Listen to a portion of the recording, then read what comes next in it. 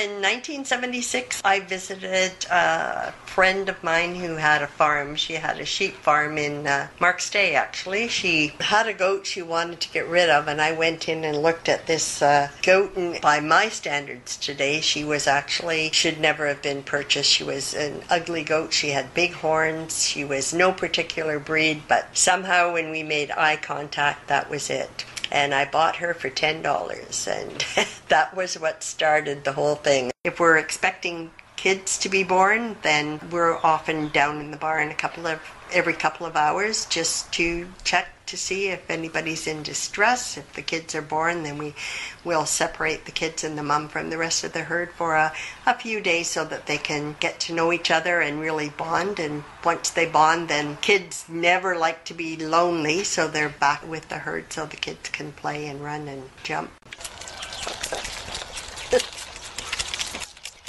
Right now, especially, I have 2 little bucks that need bottles 3 times a day. That's one of the things that I have to do, is prepare their bottle and make sure that they get fed on time. A lot of the time when the kids are nursing, I'm not milking unless they have had only 1 kid, and then I'll milk the half of the udder that the kids are not nursing from. But once the kids are weaned, then the goats need to be milked, so they're milked on a regular basis. Some of the goats go for meat, yes, those that are not the prime example of what the goat should look like. The pygmies, of course, most of them will go for pets. Some of the does will go to other dairy herds, milking herds. They're just very likable, fun to work with. They're intelligent. They're always challenging you, both physically and mentally, I guess. They have a lot of energy, although as adults they're not quite so energetic. Each goat has its own personality, of course, just like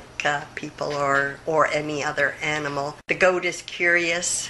The goat is always thinking, always looking for something mischievous to get into. So they're playful, they're curious, they're inquisitive, they are active. They're just fun to be around once you know their personality. Sometimes they'll lay down and just watch you and see what you're going to do and then get up and be in your face. I always like to tell the story of the fellow at a show who was standing there petting one of the goats in the pen, and he had a $20 bill in his shirt pocket, and the goat just reached over, picked the bill out of his pocket, and then chewed it up and swallowed it, because of course money is made of paper, which comes from trees, so it wasn't that unusual for a goat to do it. But this $20 bill certainly disappeared very quickly.